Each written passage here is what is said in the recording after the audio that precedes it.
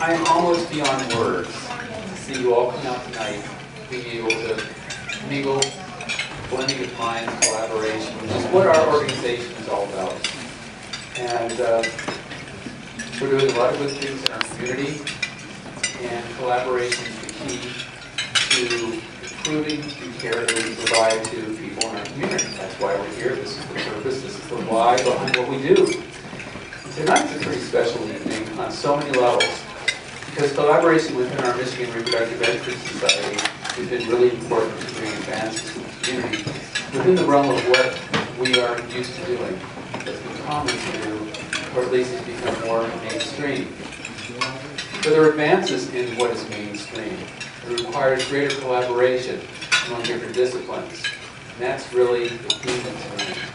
In this collaboration, we have collaboration on several levels, from several areas. One, which we've always met as professionals in the science, medicine aspect of delivering care to those in our community. But tonight we also have people from the community that are reaching back, that have interest in seeing improvements in care and awareness of care so that people can fulfill their dreams and have their families.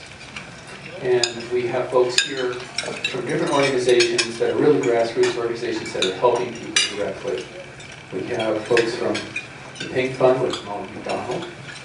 We have folks from Gilda's Club. If I haven't met you tonight, if you can raise your hand. Way back there. But we're so happy for you to come. And although tonight Johnny Emmerman, who's amazing from Emmerman's Angels, and Johnny's a Detroit boy, actually from this area, and he was part of the brain drain in Chicago. But he still comes back. His family's in Rochester, still doing community service and doing wonderful things. And Emmerman's Angels is a great organization that's behind the efforts of what we do. Also, the Michigan Society of Hematology and Oncology is supportive of our efforts. And we have Raffaele, who's wearing so many hats beyond his kippah tonight, into the Michigan State Medical Society with all the work that he's done with AMA to break through that, with the AMA recognizing oncofertility as to get funding, or at least, how would you say it, payment for... insurance should pay for it. Right, thank you. Insurance should pay for it. And actually AMA recognizing this as a payable product of care, which recognition for this is a major breakthrough to even have our own support from within the medical community align itself, begin to communicate, collaborate properly. And he also wears the cap of the Michigan State Medical Society, Oakland and Wayne County Medical Societies, in that sense. But to have this kind of grassroots along with our specialists, and for just a hand count of folks in the realm of oncology, if you could raise your hands for a minute, Kate Gowan, Dr. Peter, and Raphael, coming together so that how do we collaborate to have a pathway and navigation to care for people who are in need of fertility preservation. So this is represented tonight of we as the thought leaders in the community gathering together to see how we can work together to further the care in our community. And that's just so key. Tonight, I'm really so happy to be able to present our speaker for the evening. As it turns out, Dr. Woodruff and I go back nearly a quarter of a century. In a whole other realm, which I can thank her for assisting me in getting resources for my research project as a fellow. And we collaborated in some other work in the area that had been active in the early 90s. And then seemed to moving from Genentech on to Northwestern and moving into Ford and then on into private practice, have reconverged in an area of mutual passion for the area, of course. And that passion is to help people to preserve their fertility, women on fertility, what we'll speak about more tonight. Teresa will really enlighten us and I think spark us ahead in what we need to do. But to give you some background for our speaker tonight, Dr. Woodruff is the Thomas Watkins Professor of OBGYN and the Vice Chair of Research, OBGYN and Chief of the Division of Reproductive Research at the Feinberg School of Medicine and Professor of Molecular Biosciences at the Weinberg College of Arts and Sciences at Northwestern University. And truly, she is an internationally recognized expert in ovarian biology. In 2006, and I'm really proud and I share this with my patients, that you coined the term oncofertility.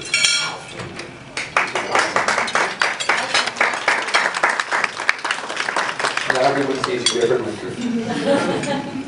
And describing the merging of two fields, oncology and fertility. Sort of like Reese's peanut butter, isn't it? Chocolate peanut butter, right?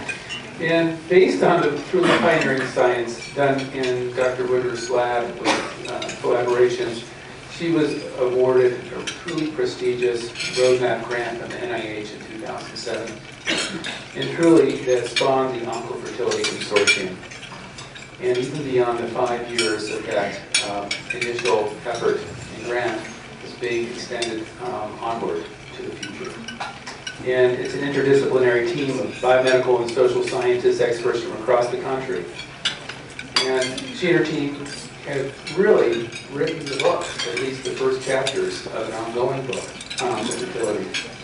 4 volumes describing the basic science activities, perspectives of the medical humanities, and law, a book on medical practice, a forthcoming book on the communication methods that we use to translate the work between interdisciplinary teams of scholars.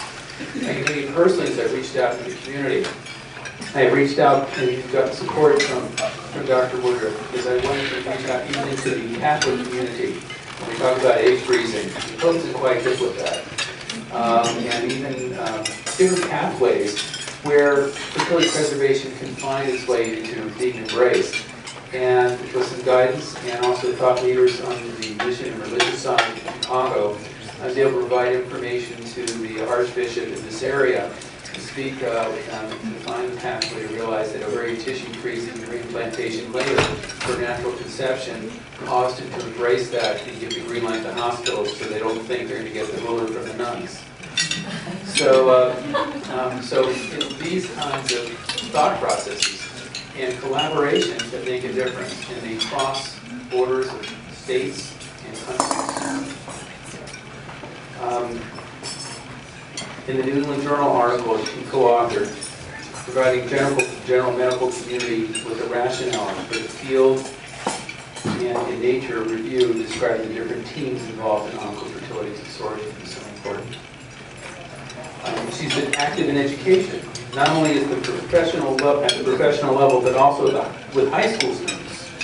To this end, she founded and directs the Oncofertility Saturday Academy, the OSA, one of several high school outreach programs that engages girls in basic and medical sciences. The OSA program has been disseminated nationally as well, and there are 4 additional universities that offer the same model.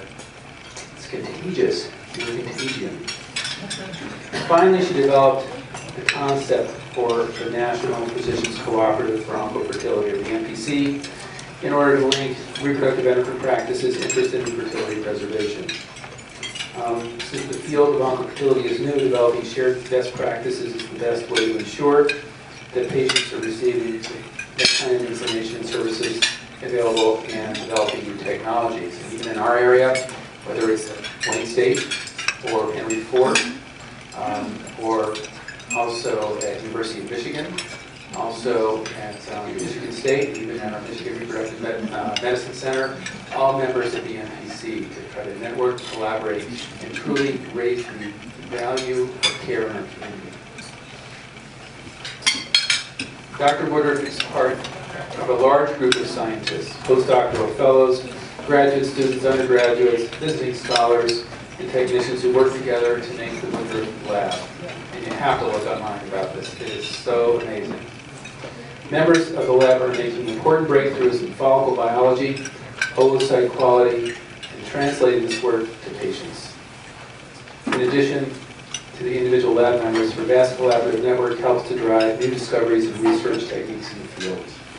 Her awards include the U.S. Presidential Award for Excellence in Science Mentoring in 2011, the Beacon Award for Frontiers in Reproduction this year, the Women in Science Award from the Weizmann Institute last year.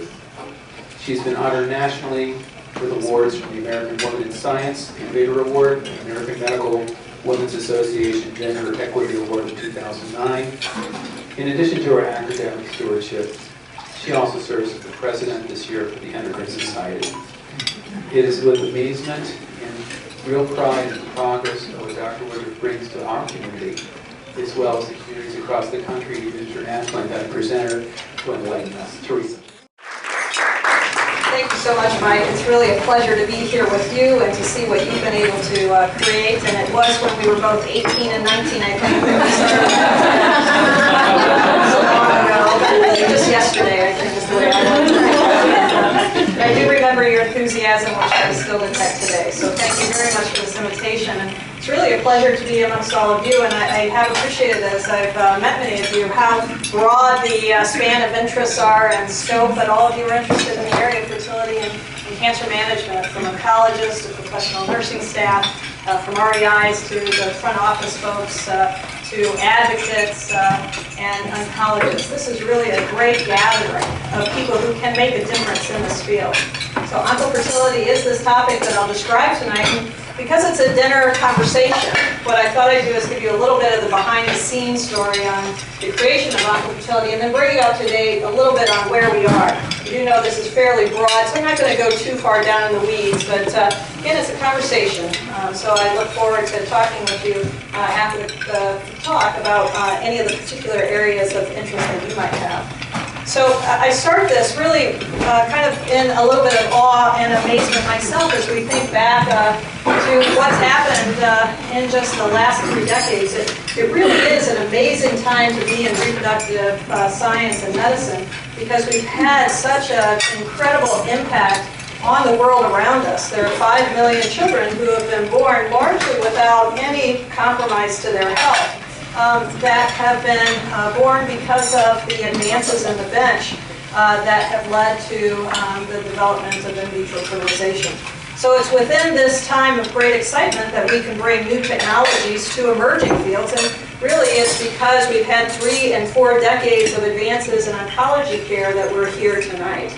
So my own research has been focused on understanding how the hormones that control the normal reproductive cycle are signaled and cascade, and then secondly, to really look at this ovarian follicle and how they make choices and decisions to enter the ovulatory pool. So from puberty until menopause, there are single eggs that are released faithfully each single month. I'm trying to understand how one follicle might make that decision when a woman is 19 and it's May, and the one sitting next to it won't go through that same process for 5 or 10 or 15 more years. How is that structured within the context of the fully adult organ? And then we're interested in understanding how to exploit this follicle dynamics, to learn more about it, to understand these governing mechanisms, and so develop a series of in vitro technologies, largely which I'll be talking about tonight.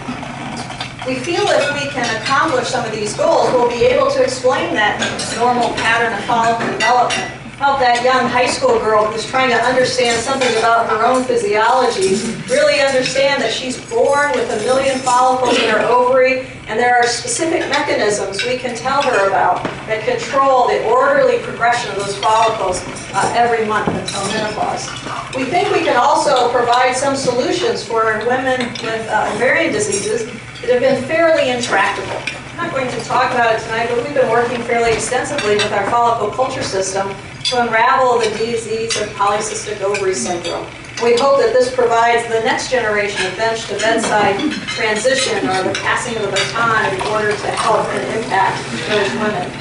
And then finally, we think that some of these in vitro culture systems are going to aid us to develop germline preservation options, addition to those existing options that are right now in the clinic, where we simply have to get our communication strategies right.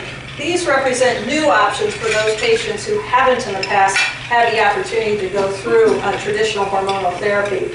And this would be for some of our female cancer patients, for NASA deep space astronauts. The military has been interested in women working and living in a threatened environment. That's actually a phrase that they think about. And it turns out that all of us in the United States also fall under that category in some way, which I found quite interesting. And then finally, the endangered and threatened species with whom we share this planet. So many of you know that our great national zoos have frozen and protected the sperm from many animals, some of which no longer exist on the planet. But they weren't collecting any eggs. So I don't know what they were going to do with the sperm.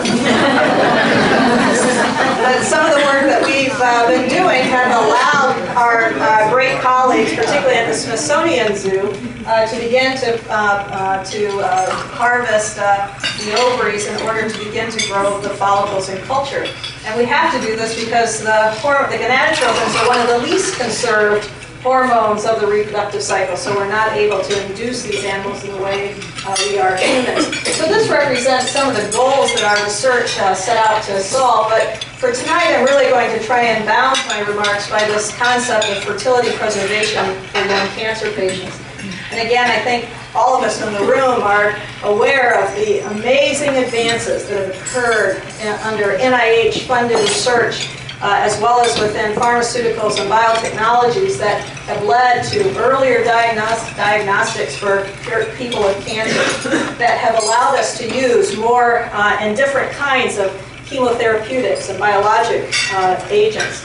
A more aggressive use of radiation treatment, particularly in our pediatric cases, and surgery. And all of these have led to an increased survival rate for cancer patients, including our pediatric patients who now have an 80% survival rate. This is really good news. This is something we all should celebrate. It doesn't mean that we conquered cancer. It says that we're making, in some cases, it more of a livable disease. And many of the advocates who are in the room with us tonight as cancer survivors are true testaments to that advance that's happened in our nation. But these same treatments can in fact threaten fertility for those individuals who are in the age range where they're still building a family, or maybe they're a 2 or a 3-year-old and haven't even thought about having a family yet. So we want to make sure that we can protect and extend the fertility for these young cancer patients. Many of us know that cancer is a disease of aging. So 1.4 million newly diagnosed cancer patients are beyond their reproductive years. So about 90% of them are in the older age range. But about 10% of cancer patients are 45 years and younger. And this represents the demographic that in the past was not being offered any kind of fertility consult, nor even the information that the treatment might in fact cause their reproductive cycles to cease. This includes about 11% of our breast cancer patients who are 40 years old and younger. So in 2005, as Mike alluded to, we were sitting around thinking, and in fact I was the basic science director for our cancer center at Northwestern, and was giving out money to a lot of really terrific cancer doctors, cancer scientists, to try and seed many of the efforts that now have resulted in new drugs and new therapeutics. And I kept asking about this issue of fertility, because I was a fertility person and not a cancer person per se. And they'd say, oh, well, you don't have to worry about that. They're not married. They can think about that later. Or she's surely not thinking about that. She must think only about saving her life, and that's really all we care about as well. And plus, it just seemed a little messy to many oncologists to talk about fertility in any way. And it wasn't just the oncologists who were having struggles thinking about a cancer patient and their fertility needs. It honestly was our side as well. On the reproductive endocrine side, we're not used to taking care of urgently ill individuals who have just been given a diagnosis that is that existential crisis that one can't really imagine unless one goes through that, where you're told that you have cancer. And for all of us, that word represents a fatal wound that we think we can never recover from. And so the reproductive endocrinologists are used to having the most educated health consumer on the planet, the infertile woman who's been on the web. And I'll tell you that she knows what FSH is, probably to the molecular structure. She may have read my paper consumers on the crystal structure of activin. These are incredible health consumers. But in fact, they don't represent, as all of us know, the vast majority of young men or young women who have absolutely no idea about their own reproductive health or physiology. And so when a young person who's 22 with all the ambition of going to law school or maybe starting their own business, all that economic future, they might be going on their honeymoon, they have all their future ahead of them, and they get that cancer diagnosis, this changes everything, and it also reveals to us how little they know about their own reproductive cycle. So when you have a consult with that particular patient, the reproductive endocrinologist really, for many years, was not ready for it. It's a different conversation, as those of you in the room have had this experience. It's a different conversation with someone who comes in who really doesn't understand what you're talking about with injectable hormones. They don't know what a hormone is. So you have to talk about this in a very different way. In addition, they're in what we call kind of a refractory mode, where they can't make choices and decisions in the way they were able to 2 weeks earlier. And they will be able to again, maybe in 6 months. But today, it's very hard to make choices. So as the reproductive endocrinologist, you're used to them already knowing relatively clearly where they want to head. They have no idea what you're talking about. And as Mike said, many of our normal patients come in already having figured out what an aunt who's a Catholic who is very against IVF, she's already had that conversation with her family. She's already made a choice.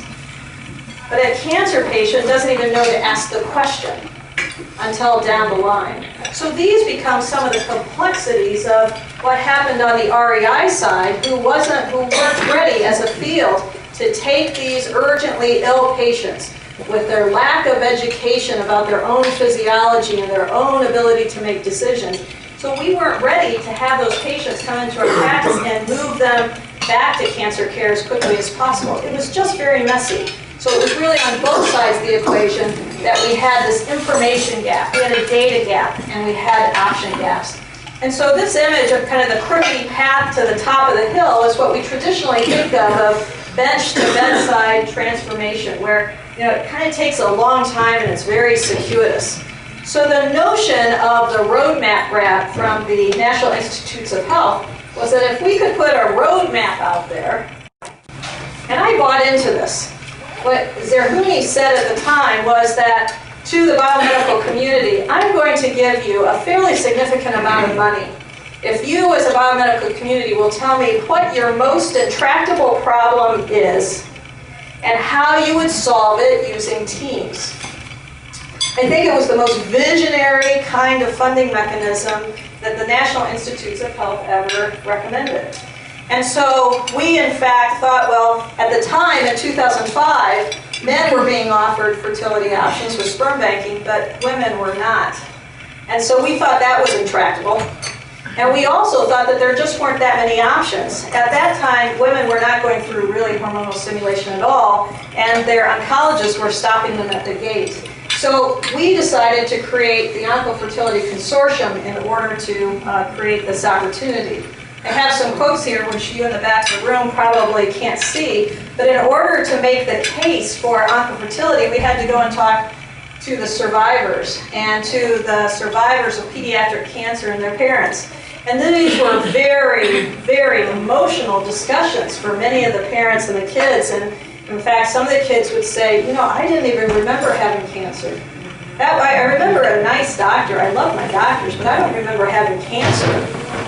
But what I know today as a 22-year-old is that I won't go on a date because I'm afraid I'll have to say to that young man sitting across from me, I don't think you should love me because I can't have children. And these became really some of the stories that then fueled the interest in coming up with options that would protect the fertility for those young individuals. And now, if we fast forward to 2013, and I'm going to go back to the story in a minute, but we now know that there are a number of medical conditions where there are sterilizing treatments of young women who really don't realize that that's the consequence of that advanced therapy. And so for rheumatologic diseases or beta thalassemia or of course, the genetic mutations that either predispose you to early infertility or early cancer. These are places where we have to hone our message and think about what the options are and make all of these young people able to have the fertility that they hope for.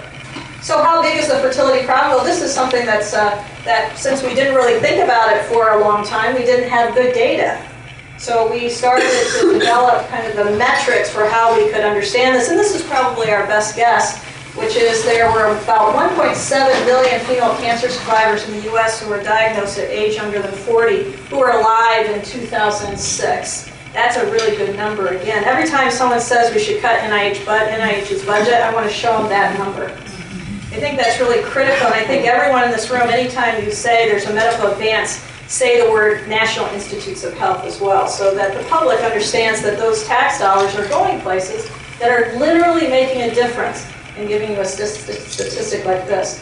We estimate that 20% of the children, the pediatric survivors, have a reduction in fertility, and this has been validated by the National Children's Study. About 50% of women diagnosed as adults have a similar fertility loss. So that means there are 748,000 women, this is 2006, we need to fast forward these going forward, that have had their childbearing interrupted, and about 40,000 added to this number each year. So this is a public health concern, and this is why we think it's important for us to intervene. So out of that roadmap grant, we created the Oncofertility Consortium. And I'll tell you, just because Mike teed it up, the word oncofertility was born on a New Year's Eve. And it was, in fact, because I had to put a grant in. And at the time, I had the Center for Families After Cancer, and it was too long for the NIH title line. And so I thought about fertility preservation, a lot of words that actually didn't make any sense. As sensible as oncofertility sounds now, it didn't exist as a word then. And so my son and daughter and I and my husband were sitting around and trying to think up a word. And I said, well, here's what I want to do. I want to make sure that both oncologists and fertility specialists both see themselves as part of the equation. They don't want to just talk about fertility preservation, because then oncologists are not going to be a part of that dynamic. And so actually that night we didn't come up with it, but the next morning I woke up and the word oncofertility was in my head. And there was no hyphen between onco and fertility, it's one word.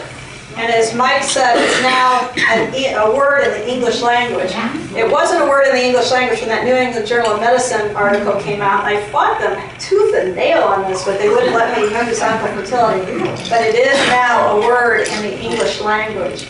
And the good news is that the American Medical Association President Robert Waugh, when he was with us in September, also denoted oncofertility as the newest medical discipline. So that's very exciting for all of us. The idea is to bring people together just as you've done here in this room. I think if we raised our hands across all of these different disciplines, from policy to oncology to administrative staff to nursing staff to sociology, humanists, biologists, biomaterial folks, reproductive scientists, and medicine, we're all represented here. And so this represented the Oncofertility Consortium. Here's an image of that first group. And as Mike said, this is now continued after the sunset of the grant. But these are the people who really courageously took that first step in 2007 and said, yeah, we'll sign up for this. It's an intractable problem. We don't know what we're doing, but yeah, sounds like something we could work on. And so when you coin a term, you get to get a coin a term. I decided you get to get a medical ribbon as well. So I'll tell you quickly the story of the medical ribbon, which some of you may have heard, but it was that I went online to see what colors I could use my ribbon. And it turned out all the colors were taken. There were no more colors you could do. And what I didn't think of, and I still kicked myself, I didn't think of the yellow bracelet idea. You know, Livestrong has the yellow bracelet, and that's because there were no more colors, so they went to something different. But I thought a little bit along the lines of, well, this is really an interdisciplinary idea, so I think I'm going to intertwine two colors together. So you can see I used what should be this deep purple, that knowledge of self and who I am and what I want to be, that very grounded royal purple.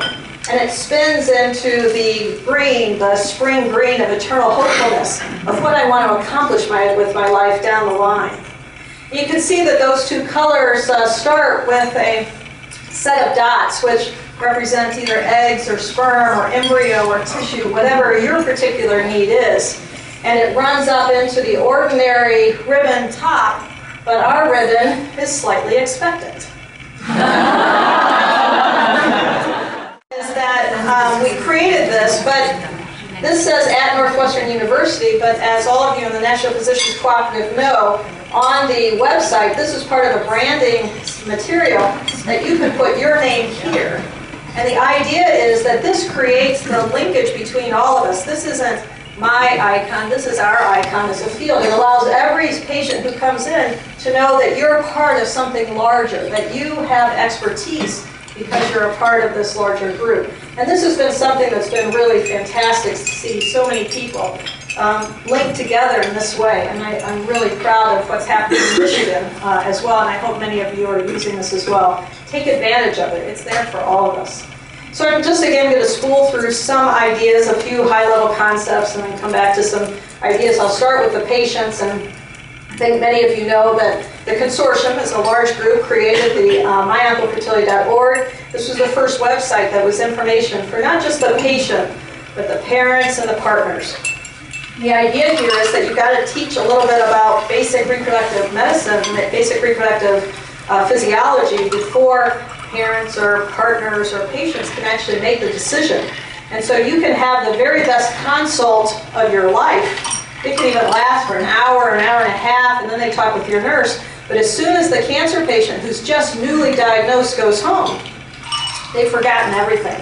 They're back into that existential crisis of, oh my God, I'm not going to see tomorrow.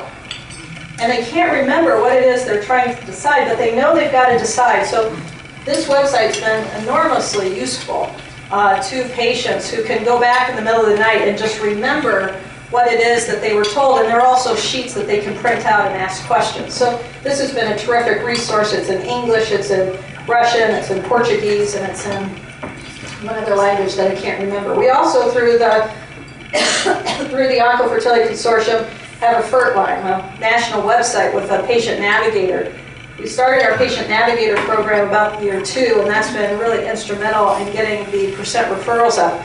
At just Northwestern, we went from 0% in 2005 and everybody fighting us up to 87% now. So that's been part of the equation. But this is a national fertility hotline. We get calls. Last week I had a call from Tel Aviv and a call from Manhattan. 2 different mothers needing someone to talk to about the fertility issues for their young cancer, for their daughters in both cases. So what are the options? Well, I think all of you in the room are well familiar with the smallest cell in the body.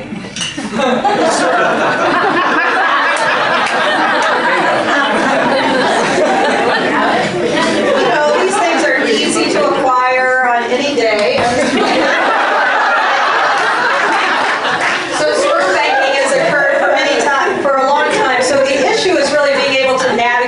So that they bank their sperm. And we know the story of Lance Armstrong having been told to bank his sperm even on that day that he was told he had broadly disseminated cancer to his brain and to other internal organs. He still banked his sperm.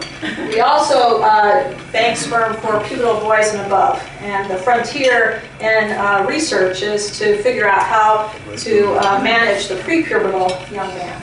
We also talk with men about adoption, and I'll come back to this in a little bit. It's really critical that both males and females facing a cancer diagnosis recognize that there are biologic and non-biologic options available to them.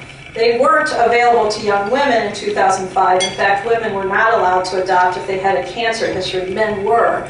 But we do want to make sure that men and women have that as an option so that they could imagine doing that down the line. Now, as opposed to the smallest cell in the body, the largest cell in the body, of course, is the oocyte, harder to freeze, but now routinely done. In 2005, it was experimental, and now this is an option for many young cancer patients, is to, in fact, stimulate and recover oocytes that can now be banked. So embryo and egg banking are now options. They were options then, it's just we didn't have the medical management plan to get young cancer patients between oncology care, reproductive endocrinology, and back again in a way that was effective. And so we took advantage of the teamwork of the Oncofertility Consortium to figure out what those corridors of communication were, and now we can use these existing technologies. We again talked to young women about adoption, and we now have 12 cancer-friendly adoption services. We talk about surrogacy because in some cases women will not have the ability to bear a pregnancy, so we'll need a gestational carrier surrogate. We know that not all cancer treatments will cause absolute sterility. So you want to talk with your patient, if they're not going to have a fertility-threatening treatment, about the fact that they can have natural pregnancy. And then finally, if none of these are available to that patient and she has to go through total body irradiation and stem cell transplant tomorrow, then ovarian tissue cryopreservation is one option. And this is where one ovary is removed and that tissue is then cryopreserved for that patient's later use. One of the real metrics of success of the consortium is that we're doing this less and less every year. When we started the grant, that seemed to be the only option because, again, we didn't have these corridors of communication set up. It was easier to take out an ovary than it was to get a young cancer patient into an REI care. That's unimaginable today. Today, we can make this happen, and that's a success, and all of you should be very proud of the success of your field. But again, if we don't have time for a young woman or for children, for girls who do not go through hormonal stimulation, our job is to try and figure out how to make this ovarian tissue that we can take out before that first sterilizing treatment useful to her down the line. And I think many of you are aware that Sherm Silver in St. Louis has taken that tissue and transplanted it. He's had 2 live births from frozen thawed tissue from cancer patients, and he has others from twin studies. But what that data tells us is that, in fact, the way we're cryopreserving the tissue is keeps and maintains the viability of the primordial follicles within it. So this technology, again, is good news. So this is where some of the research comes in. And again, this is primarily at this point for our pediatric cohort. And so there's no need to go through the ovarian physiology 101 except to reinforce the beauty of the ovary. This happens to be a mouse ovary, the large follicle. This is all scientific, clearly. This is not just dinner banter. This is all scientific. And then if you cut down one of the follicles, you see the architecture of the dominant follicle. Again, this one in the mouse, and you see the somatic cells that make up the steroid-producing cells, the oocyte, moving toward the outside where that follicle will ultimately break down the outer wall in one of the most dramatic autocatalytic destructive events in biology, ovulation. And then that egg comes out and its sperm are available, and then you have the development of the embryo.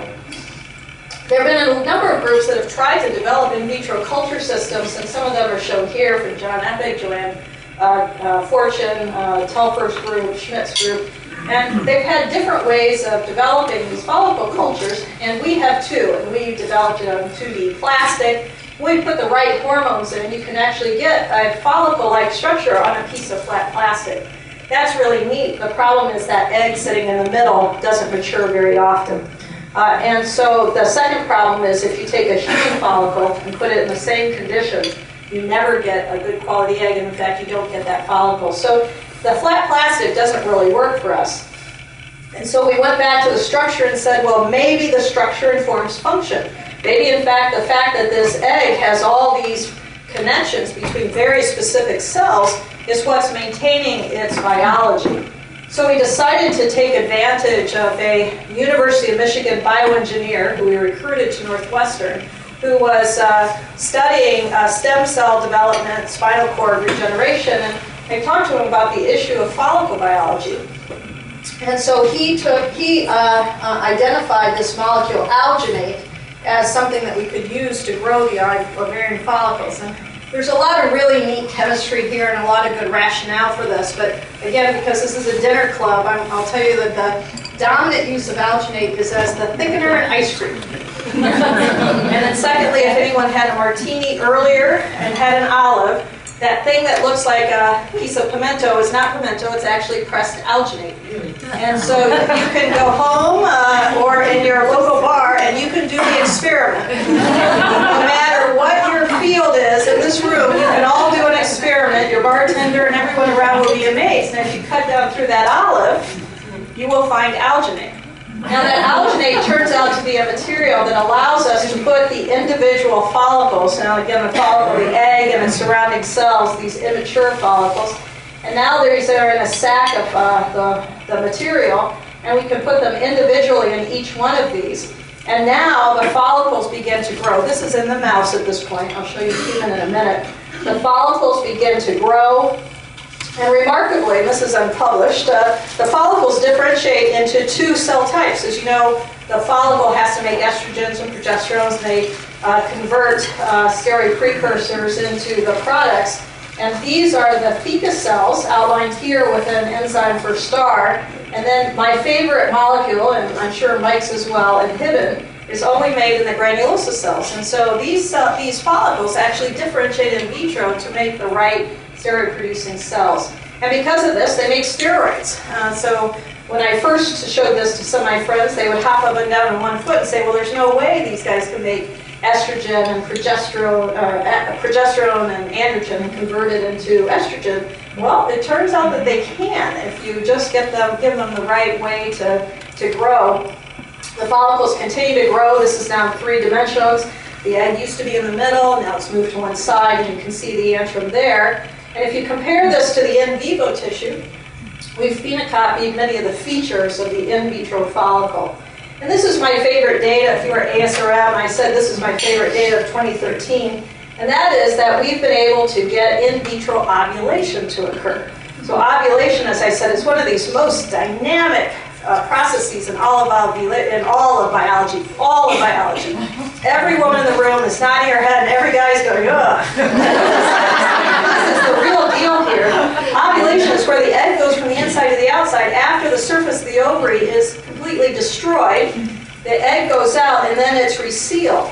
Well, this is happening in culture that, in fact, it's not that the follicle is all falling apart. It actually has a very specific side that it punches a hole in, and the oocyte moves out of it. And this is a whole calendar of all these follicles undergoing in vitro ovulation.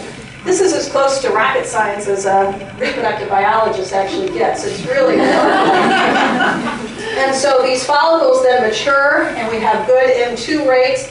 And really interestingly, that follicle that's just released the egg is able to reseal itself just like the ovary does about 15 minutes after ovulation. Just like happens in vivo, it fills back in and it converts from a granulosa follicle to a luteinized corpus luteum completely in vitro. So that says all these processes that we thought needed all kinds of other cells can happen autonomously within the culture dish. This is really, again, quite cool. And you're wondering, though, how good is that egg? Well, the egg is very good in this context, and we have, these are still my favorite mice. This was newborn and new age. They had new this, new that, and then my lab said, you can't name any more mice. But the good news is that these mice and all the following mice are very healthy. We've not seen any epigenetic abnormalities. We've not looked for subtle defects, but they're largely healthy, and this result was identified as the major breakthrough of the last decade in reproductive biology, and I think it is, because we didn't think we could do that. But this sets the stage for then the work in the human. So we've started the follicle cultures really from the early secondary stage and gotten all the way to ovulation. We've also gone back and looked at the primary follicles, because again, this is what we have to get for our young cancer patients. And we've published on a whole series of follicles and cells to grow with them. And what we find is that other follicles and different physical rigidities are what we need in order to get follicles to grow. So we now have follicles. This happen to be from non-human primates, from monkeys. Those are from mice, and those are from mice as well. But we can get all the way to primordial follicle growth in culture. And just because Mike Mersol-Barg is a big geek on hormones, I have to show you my second favorite data from 2013. And this is way too much for dinner, but you see this hormones going up and down. Well, it turns out we can get an entire menstrual cycle. I say in a dish, that says in a disc, in fact, but in a dish. Here are the follicles going to ovulation, and we can, starting with primary follicles, add hormones. This is estrogen. And then we trigger in a dish with HCG, estrogen comes down and progesterone goes up. We have a 14-day follicular phase and a 14-day luteal phase entirely in vitro. So this is really remarkable because this is going to allow us to study things we never could in the past. And this is from the human, and the human is slightly different. Mike and I studied activins and inhibins, and the mouse and the human have different patterns of inhibin A. Inhibin A stays up in the luteal phase, and it goes down in the mouse. And in the mouse, it goes down, and then it stays up. And in the human, we have AMH during the 14-day follicular phase, and it goes down, and activin A goes up in the luteal phase. So this recapitulates 15-year-old data completely in a dish, and that's just for those of you who like to really get excited about EIAs and that kind of thing. So what I've shown you really in summary is that we have an authentic system that allows us to get follicles to grow, differentiate. The eggs are of good quality, they ovulate, they get to the M2 stage, we have luteinization of the somatic cells, and we have live healthy birth. This is, I guess, my third favorite data of 2013. This is our first human M2 egg, in vitro grown human follicle. And so we've achieved this once. We have good stage 4 GB oocytes, but this is our first egg. And so we're really excited to continue this work to try and make these eggs of high enough quality to be able to make this a routine option for young cancer patients. The work that I've shown you has been translated from cow and dog and rhesus and baboon and human. And in fact, in the rhesus, Dick Stalford Oregon Primate Center, a member of the consortium, has embryos to the 8-cell stage using completely in vitro follicle culture. And I'm going to, I just want to stop for a moment and say what makes a good egg. As we're in the human, we can't really fertilize to see if that M2 egg was at all good. And so we've been developing a series of methods in order to try and assess this. And I'm going to only show you one figure from the series, and it's a really dramatic role for zinc as a regulator of meiotic progression. And we were able to measure zinc levels at the synchrotron at Argonne National Laboratories and showed that this is too much data. Let me just tell you that zinc accrues during M2, and then it's lost in order to go from meiosis to mitosis. And so when you look at this in the media, these are eggs that have just been activated. And what you're seeing is the explosion of zinc coming out of the eggs. And this is precisely timed to the calcium waves that go across after fertilization. And the good news is that we know calcium really reflects the egg quality or the embryo quality. And so we think zinc is now going to be a great external marker of that quality. And if we can get to this, we're going to be able to see if those human eggs are of good quality before we have to transfer them back to a cancer patient. And so as you know, whoever transfers that first embryo is really going to be a pioneer, similar to Louise Brown, because we really don't know what the consequences are of growing a follicle completely in vitro. So we're being very methodical, and this is a new development that I think is pretty impressive. And these were highlighted on some journal covers, and these I think are so cute. Zinc sparks life, and meiosis gets its medal. So I think the chemistry journals can be kind of cute. So the breakthroughs in the rat lab really are, we've been able to, this is a series of human follicles along the bottom up to 30 days, grow the follicles, they secrete hormones, they differentiate, the egg matures, we have ovulatory mechanics and live healthy births in mice. So just to return a little bit to the clinical, this is the National Physicians Cooperative. Mike, I hope we got some of the dots right. I know we were moving dots around. It's a real network, a community of care, a community of individuals who are really willing to kind of go the extra mile to work together. That if there's a shared practice, we're going to give it out. We're going to make sure that nobody has to recreate the wheel. It's really a pleasure to work with all of these individuals. The National Physicians Cooperative was funded originally under the Untitled Consortium and has now been included in the new Center for Reproductive Health After Disease. And we originally had a reproductive endocrinologist running it, but now we have a reproductive endocrinologist together with an oncologist, which I think is really important. And we've now moved global, so we have sites around the globe. Just yesterday, the Japanese Oncofertility Consortium announced their formation. And so that means that the sun never sets on the Oncofertility Consortium. And I was in Portugal last week. That's why there's a star there, or 2 weeks ago. So there's a Portuguese Fertility network too, similar to what you have in Michigan. We have iPhone apps so that you can use these, and oncologists can use these. And I think the most important thing to say as I conclude is that we have a lot of demographic data, we have a lot of cancer types that I should show you, but I think it's this slide that's my favorite because we really see that doctors have begun to take this on, both on the oncology side and the fertility side, and said, this is my issue, this is my concern, I need to link with someone who can help these young cancer patients. And we have babies that have been born, and we have young women, both of those who are sterile from their disease, but they have their tissue banked. And their hope is that we continue to do the work with the research that's going to give either them hope or the next generation of cancer survivors hope for a family one day. And I think that picture really says it all. I forgot I had the humanities up here, but this really says that these scientific goals really ask us to ask. Very cute. That was, I forget which journal, I think that was in, I forget which magazine it was.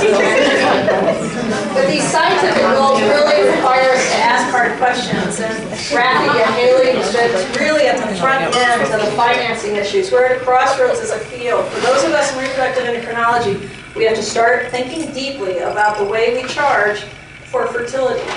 That's an absolute fact that we have to deal with as a field, because what Oncofertility has revealed is the fact that we have absolute disparity, and even though many clinics are giving away things free, many of our great advocates are giving money to these young cancer patients, many people are costed out of a technology that they shouldn't be. And if we don't have this as a community ourselves, you know, shame on us.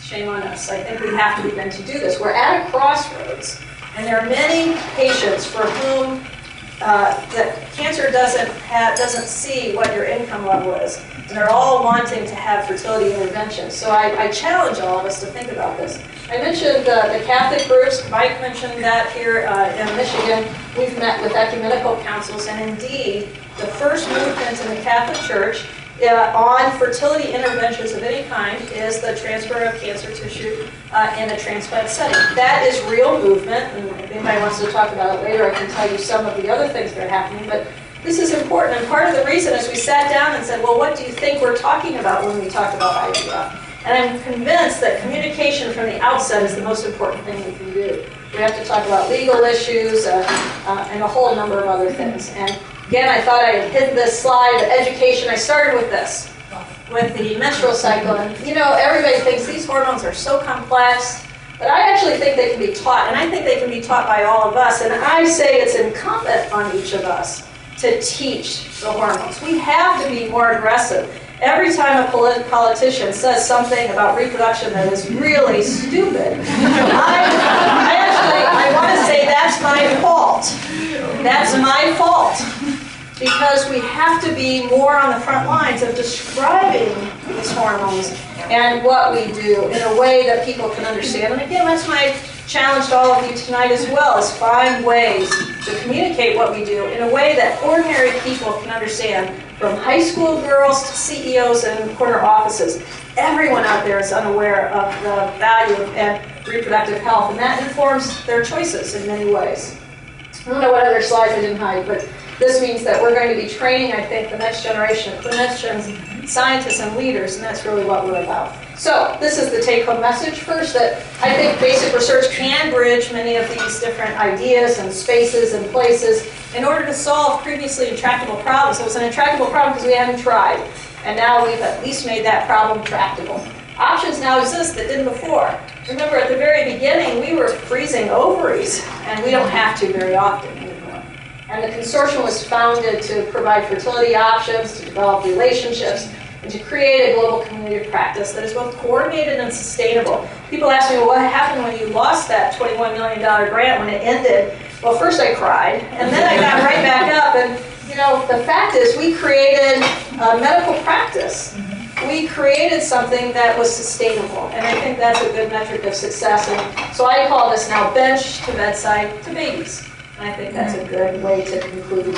So, you know, there are still urgent myths. You remember at the very beginning, we needed a roadmap in order to take that crookedy road that took a circuitous path from where you started to where you wanted to be. And we made that road more straight and more directed toward our goal. But there are still things that you in this room are needed for. We have to make sure that we have fertility consults all the time. We have to figure out this issue of education and cost. And we have to, I think, in the end, get rid of the word.